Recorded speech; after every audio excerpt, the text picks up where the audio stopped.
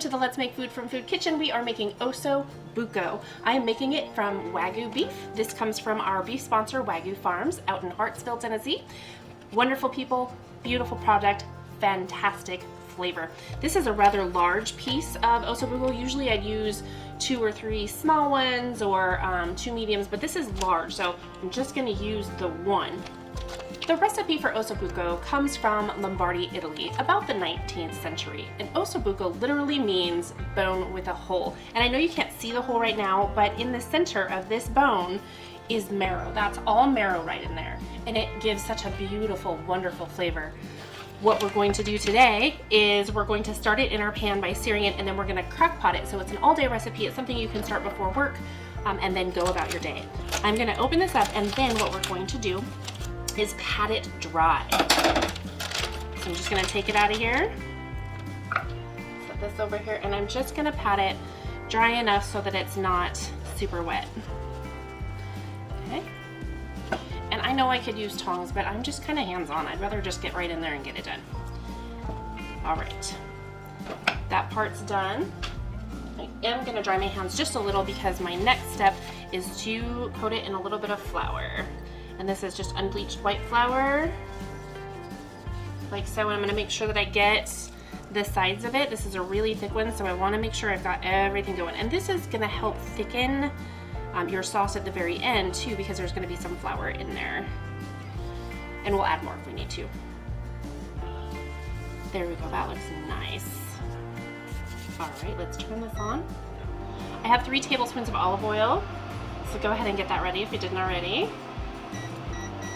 And we're going to medium-high heat our skillet. So while that's heating up, I'm going to take this as kosher salt and I'm going to sprinkle it and kind of press it in because it's not going to stick as much with that flour. And whatever's left out of our tablespoon, we'll go ahead and just add it right into the broth.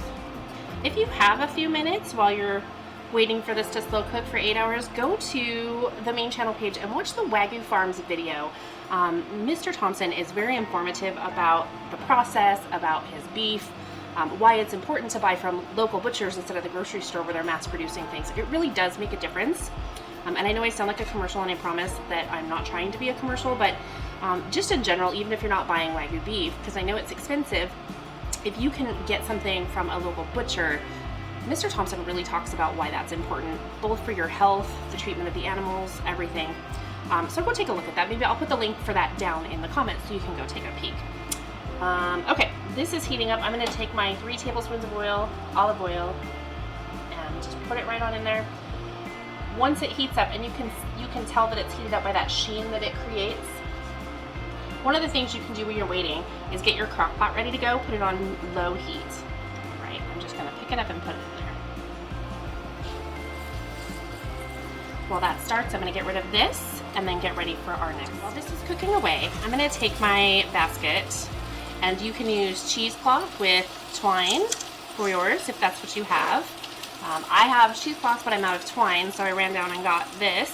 I have a sprig of rosemary. This is from my personal garden, as is my thyme. And my thyme's looking a little sad. It was root bound and I transplanted it. It's coming back, so it's not looking as nice as it could. I have a bay leaf.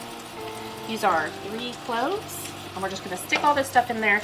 Normally I would use fresh oregano. I didn't have any, and I have my seedling is still the seedling, so I can't use that, so I'm just going to put this in here, and then I'm going to close it up.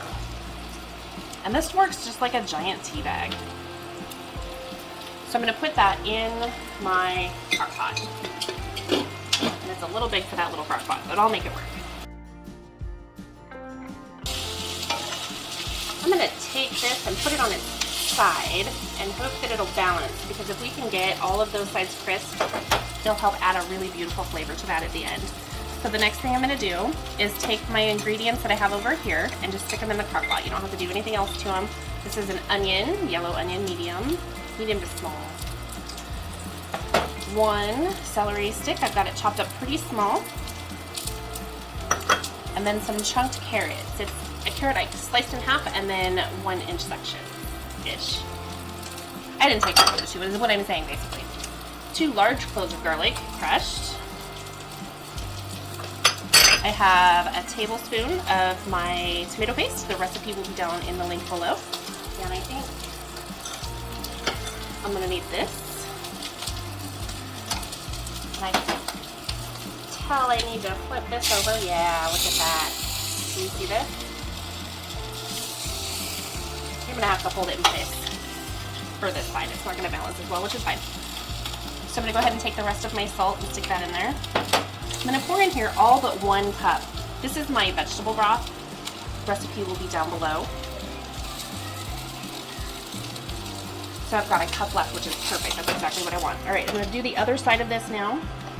I'm gonna try and move it around the oil a little bit. I've got 1 jar. This is my pint jar of stewed tomatoes. And I'm gonna put the whole thing in there. You can use fresh tomatoes. Use 1.5 cups to 2 cups of chopped up plum tomatoes would work really well.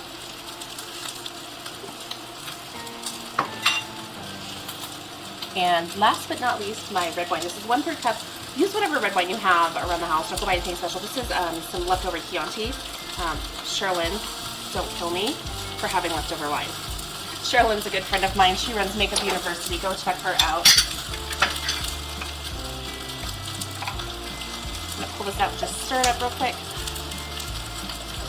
All right. Now, let's see what the bottom of this looks like. Oh, beautiful. Okay. So I'm gonna take my well-seared shank and just plop it right in there. Ooh, I'm gonna have to rearrange this. I'm gonna take my cup that's left and carefully pour it in there. And what I wanna do is I wanna get those lovely little bits off of the bottom of the pan. We're gonna let that bubble away for a minute. It'll loosen up some of those lovely little flavorful bits off the bottom. I'm gonna have to go find some twine and redo this. So when we wrap up at the end of the day, you're gonna see not this, you'll see something that resembles twine, I hope. I'm gonna have to dig.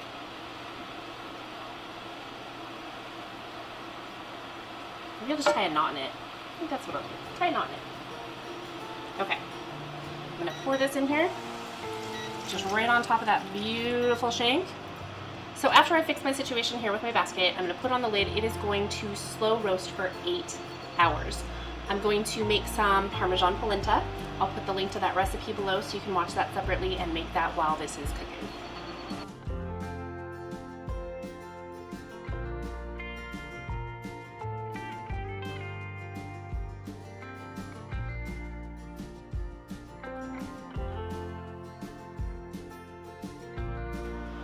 It is time to finish off our Oso Buco. It has been going for almost 9 hours today. I let it go for a little longer. I wanted to see the Oso Buco pulling away from the bone, so I let it go just a little bit longer. And let me just kind of see if I can, I don't want it to fall apart while I'm showing it to you. It's just, I mean, it's looking beautiful, tender, nice. I want to fish out my herbs in the cheesecloth and just get rid of those. And then I'm going to take whatever I can manage to use and skim off the fat. There is going to be probably a 1/4 inch layer worth of fat. And I wouldn't worry about it, except I'm going to make a sauce here in just a minute. So I want to skim off as much of this fat as I can so that I can use the broth in my gravy. This is getting warm enough. I'm going to put in my butter before I continue skimming. There we go. And I'm gonna wanna whisk. I think to be quick when I get down to the broth, I'm gonna use my sieve to get the vegetables out because I don't want my sauce to be chunky. I think that's probably good. I mean, there's quite a bit of broth in there and I don't wanna get rid of all of my broth. So I'm just melting my butter, trying not to turn it into brown butter. I've got 2 tablespoons of butter and about 2 tablespoons of flour. And we're just gonna make more, which is hard to do in a pan this size, but my smaller one was occupied with the polenta. So and making do with what I have is exactly what you should be doing too. Just make do with what you have. All right, that's gonna cook for just a minute. I'm going to quickly reach down and spoon some stuff out, trying not to destroy the Oso Buco.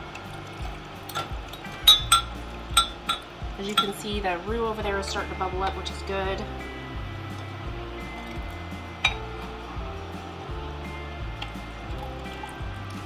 let's get going on our sauce. We're just going to slowly pour this in while we whisk, and it should thicken up as it cooks into your gravy. Typically, I go 1 tablespoon of butter to 1 tablespoon of flour to 1 cup of liquid. If you like your gravy thicker, back off on your liquid some. And obviously, if you like it thinner, add some more. So I'm going to let this simmer for a minute, and I think it's already going to be a little thick because I did the 2 tablespoons and that wasn't 2 cups. So I am going to continue while that cooks, get some more broth. Add that 1/2 cup in and see where that leaves us with our consistency. And this isn't meant to smother it, it's just a nice extra little bit of flavor on your Oso Buco.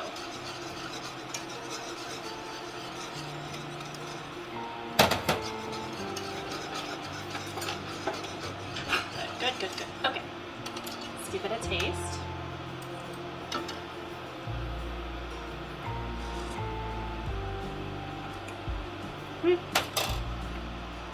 Need some salt.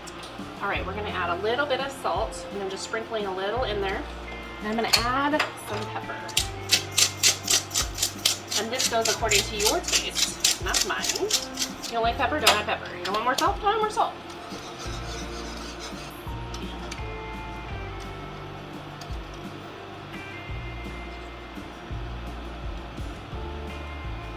Much better. I went ahead and turned off my cooktop because I don't want that gravy to cook down anymore. I'm making a noise and a mess.